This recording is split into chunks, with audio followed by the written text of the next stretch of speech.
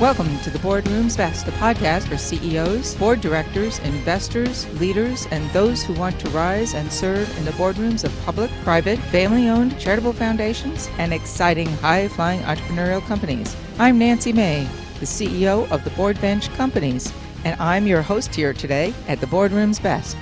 Our guest here today is Karyn Barsa. Karyn is a retail expert and corporate director serving public and private company boards. She has extensive experience in premium brand strategies and operations. Her career highlights include serving as Chief Executive Officer of Coyote Inc., President and CEO of the Investor Circle, CEO of Smith & Hawken, and the CEO of Embark Stores. Karyn has also worked at Patagonia as Chief Operating and Financial Officer, where she helped bring the company to its current recognized fame. She is most noted for her turnaround expertise and for bringing fast young companies up to new levels of performance. Karyn is joining us here today from her home in Park City, Utah. I am proud to have Karyn in our circle of respected friends and colleagues. Good morning, Karyn, and thank you for joining us here on the Boardroom's Best. It's a pleasure to have you as our guest. Nancy, thanks so much. It's great to talk with you. Now, Karyn, you and I have had some experience in working together over the years, and one of the things that we've talked about in the past, it's really sort of on the front of the boiler plate, shall we say, today with boards, is the activist front and what's happening. More boards are facing activists. In fact, I heard the other day that there were over 700 activists, we'll call them attacks for lack of better description, that happened just in this past year alone. And those numbers are even mounting even more. So, and as smaller activists are getting together and ganging, one case we actually called them hyena activists because they behave like that, wild dogs sort of attacking at their prey. The challenges of boards and what they need to do to really protect their interest or the interest of the company and the other shareholders really has changed. Indeed.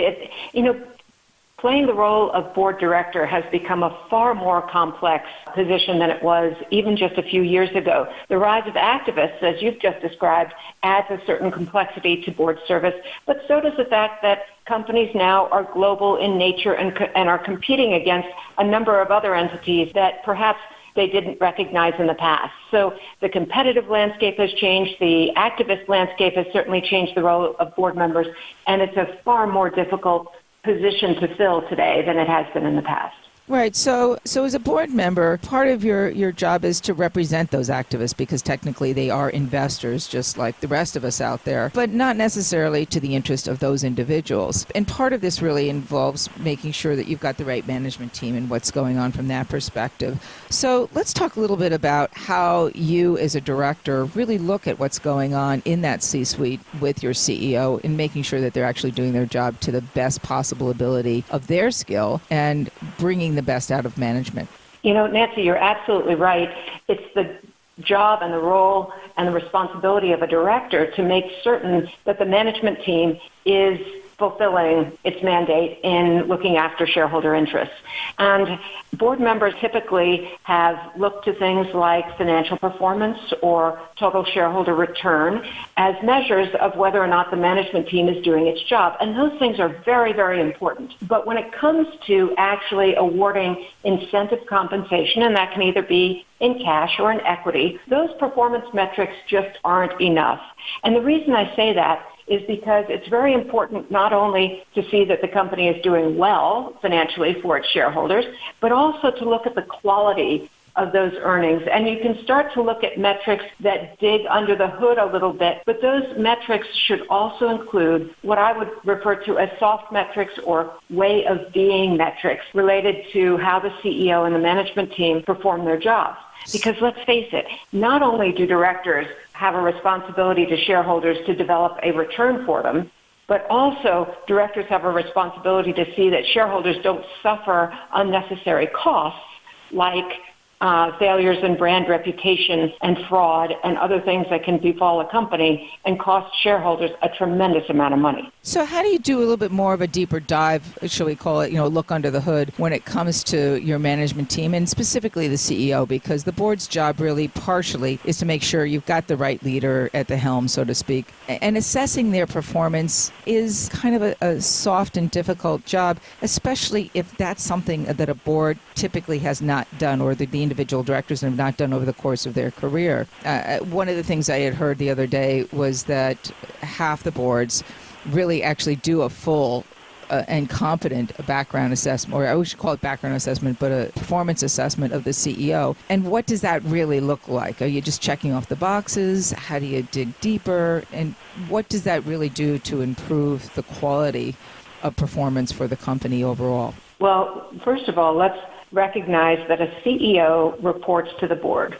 So a board, either collectively or individual directors, should never feel as though feedback from the board is something that they're reluctant to give to the CEO. It's important for the CEO to have, and it's important for him or her to be able to act on, to improve, to not be outguessed, all sorts of things. I mean, feedback is a very positive and productive sort of process to have. And you're absolutely right, constructive indeed. And from what I understand, fewer than half of boards actually give, formal CEO assessments and provide that level of feedback at least annually.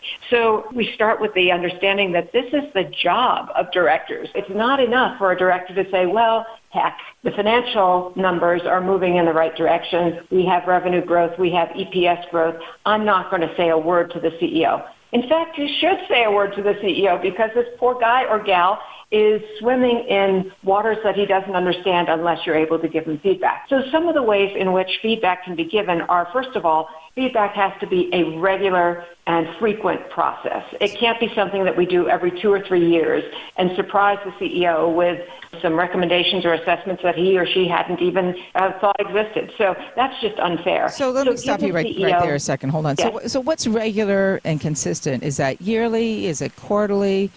And it may vary depending upon the size of the business and the maturity of the company, let's say public versus a younger, more emerging growth company.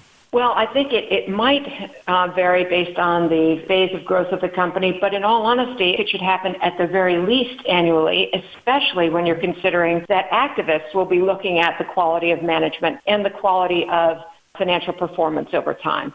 So give the CEO a chance, for Pete's sake, by giving him at least annual feedback. Now, in my mind, feedback should be given every time the board meets because the board, if it's doing its job, I believe will always have an executive session or an in-camera session with independent board members only, excluding the CEO.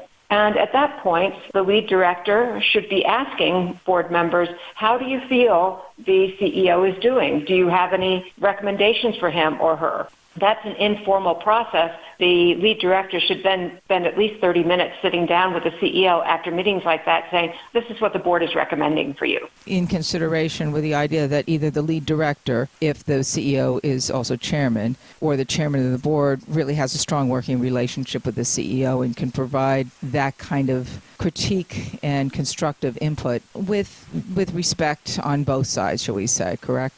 Exactly. So the lead director or the independent chair should have not only a strong relationship with the CEO so he can provide this sort of feedback from the rest of the board members, but also understanding what the CEO is going through and some of the challenges that person can relate those challenges to the other board members.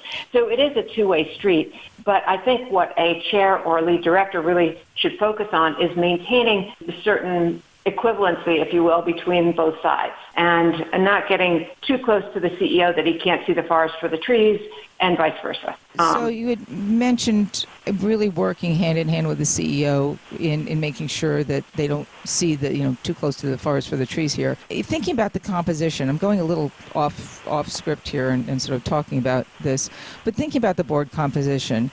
And when you've got a chairman who may not have actually sat in the seat that the CEO has, how important is it for the board to be comprised of other CEOs? And more importantly, how critical is it for the chairman to maybe have been a CEO so that they can provide feedback in a way that they understand what that person is going through? Or does it matter? I think you've hit a certain sort of nerve among directors because there are directors with specific functional knowledge who provide a tremendous service on a board, right, but aren't necessarily broad enough thinkers or have experience in managing an entire organization, whether that's a division or it's an entire company or what have you in the past. And what's difficult and what the director who hasn't necessarily managed a lot of people has to understand, the CEO works through others. A CEO is not Superman or Superwoman. He doesn't get everything done by himself. So the challenges in managing other humans is something that I believe that the lead director or the chair should have experience in. And if they haven't, what does a board do when all of a sudden they find out their lead director or chairman really is not the best communicator, other than rotating seats? And I've actually seen boards that just rotate the different chair positions because nobody wants the job. So Sally will serve as, I mean, you're laughing, but it's true, so Sally will serve as chairman of the company, of the board for, 2 years, and Joe will serve as chair of the audit committee for 2 years. And they rotate like it's a responsibility that's like a hot potato. And it seems a little dysfunctional. Well, although in many ways that's not a bad approach. And I say that because various perspectives are always welcome. And the fact is the board and the CEO don't meet all that often, 4 or 5 times a year, and perhaps the chair, if independent, or the lead director might meet with the CEO a couple more times a year. It's not as if directors are working with the CEO on a day-to-day basis. So it can't hurt, quite frankly, to have different perspectives. But where the board really starts to understand where its strengths are and who works best with the CEO is through CEO feedback. The CEO should always not only provide a self-assessment before any formal assessment, but also give his or her sense of relationship he or she has with the board and how that can be improved. So there shouldn't be a time when the CEO avoids saying, golly, I can't work with so-and-so, or this person doesn't hear me when I speak. How can I have a better communication, or how can I have a better rapport with this person? So, developing a two-way assessment is tremendously important, and the CEO's feedback should go a long way in board assessment also, and that's a whole other topic that we can cover at some point, and I know you have expertise in that. Thank you. So when a board is just not working at optimal levels, and I'm sure you've had some experience, whether you're inside the boardroom or outside as a CEO yourself, how do you get those kinks worked out so that they're working at really, prime speed and prime operating functions? It's not that the boards are functioning at 100% all the time, because we have good days and bad days, and some people are off every now and then. But the key is really to make sure that they're working at 110% at all times. It's not easy to correct those mistakes or vulnerabilities, would you say?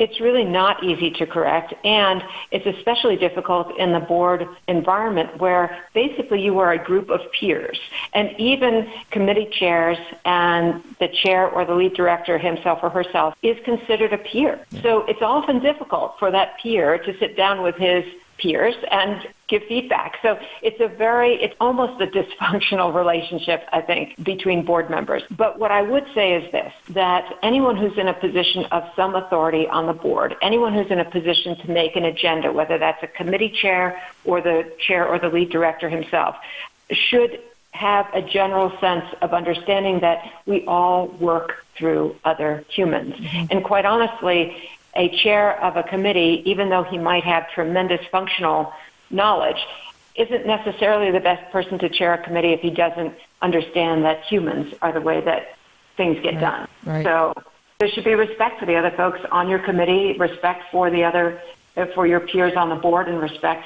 from the chair to the rest of the organization as well. Right, so you just mentioned working through other people, which is critical for any organization. And the board kind of sits at the top of an organization, and often with a Chinese wall between the board itself and the bottom of the company. Yet the reflection of the company and the culture and the values and how that organization is building a reputation out in the market to support its brand, whatever that might be, starts at the bottom. How does a board that is so far removed from what's going on in the day-to-day operations of a company really get a better sense of who is it? What is this entity that they're overseeing beyond the CEO? Because the CEO can only say some level of what needs to be done. It's my way or the highway, which is not always the best way to lead. I've always said that strong leadership comes from the bottom up and the top down, and it's sort of met somewhere in the middle. How do you really get a sense of what's happening in that culture? That's a great question. And I would say, though, that I am more of the opinion that the phrase tone at the top is a moniker that really leads to, change. Helps the organization. It leads to change, right? So if the CEO espouses the values of the organization, and the board can help him or her to develop that, and has a method for flowing that through, then the board can be confident that at least the message is getting to the folks who are actually dealing with customers and working on the street and what have you. The board should always check up on this, though.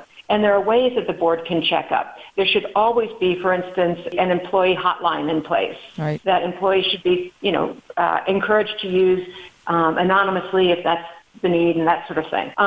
There can be 360-degree reviews of the CEO and other management team members. The directors themselves can query either regulatory agencies or the community at large to say, how do you view this brand? What do you think is going on here? And if they get responses that are like, wow, these folks are really aggressive, then maybe the board needs to take a look at that. Maybe that's a good thing, but maybe it isn't. So there is language that can be used that the board members need to ferret out. It's truly not enough to jet in for a meeting 4 times a year and walk away and say, I have fulfilled my board duties. Yeah. A board member really needs to be in touch with the constituents of the organization to understand that organization is doing a good job. Yeah, so I'm gonna pick on a company here that a CEO who's very vocal about competitive environment, shall we say, and crushing the competition, and that's the CEO of T-Mobile. A lot of people are very familiar with his style and his approach to attacking the other telephone competitors out there, which quite frankly, it's competition. Go for it to some extent. Dealing with something like that, and maybe T-Mobile is not the best example because you've dealt with other kinds of companies where maybe this actually gets in the way and inhibits a company and might actually persuade a board to sort of stomp down on that kind of personality when in fact maybe it is good for the organization. Well, I think that there is nothing wrong with a CEO who says we have to compete. But it's the way in which we compete that I think could lead to problems. And that's why I think organizations should always have employee hotlines and other ways to take a look at the way in which a CEO is instructing his management team and others to behave in the competitive environment. A Travis Kalanick at Uber is a different sort of individual than one who says, we have to be super aggressive, but we want to stay on the right side of the law, and we want to do the right things from an ethical standpoint that human beings in a community do. So there are very different tones, I think. Yeah. So you look at tone as a way to sort of create the culture for the organization.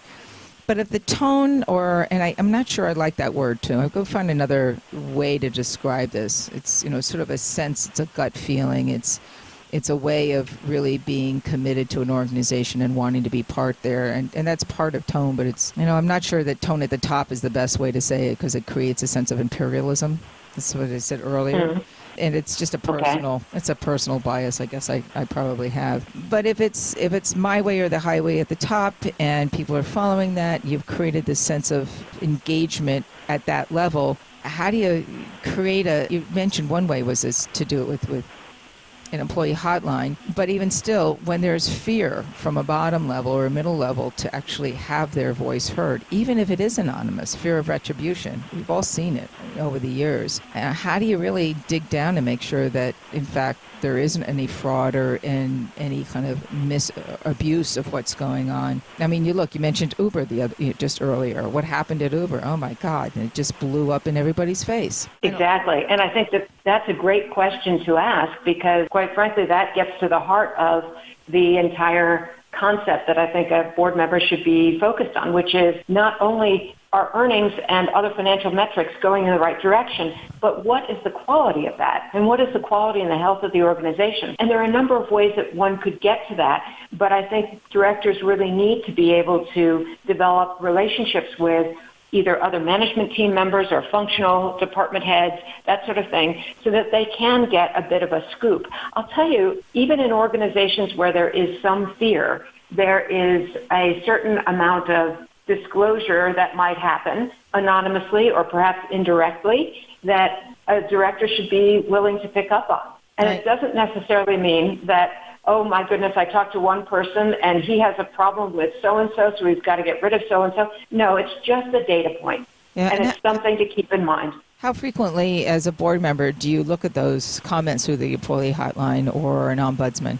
I think a well-functioning audit committee looks at employee hotline comments every single meeting. Do they really? So, yeah, and if the audit committee is starting to see a pattern, then there's a place where the audit committee can either take action itself or call for action to be taken by someone else. The audit committee that I think is a sort of best practices audit committee also insists that the company have an internal audit team or at least a knowledgeable, experienced internal auditor. The reason isn't to catch people doing something wrong. Right. The reason that one has an internal audit team is to help the organization function more efficiently. Mm-hmm. Now, it just so happens because they're turning over rocks that they might find places where the company is about to go off the rails or do something illegal, whether that's per U.S. law or international law or something of that nature, and that can save the company from itself, if you will, and can save shareholders a tremendous amount of money. I think an internal audit team is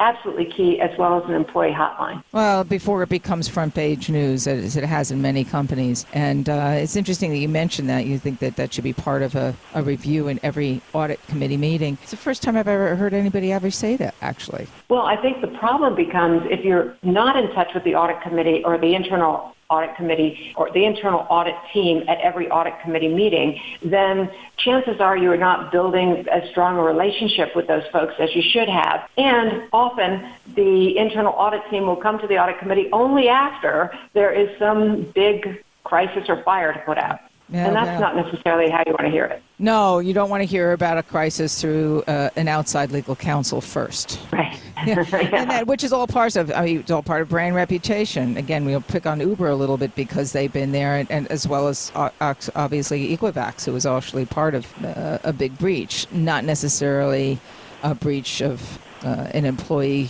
problem, so to speak, although it was an employee problem because the employees were involved in understanding what was supposedly going on when it related to this cyber breach, but it became a bigger problem before the board even knew about it.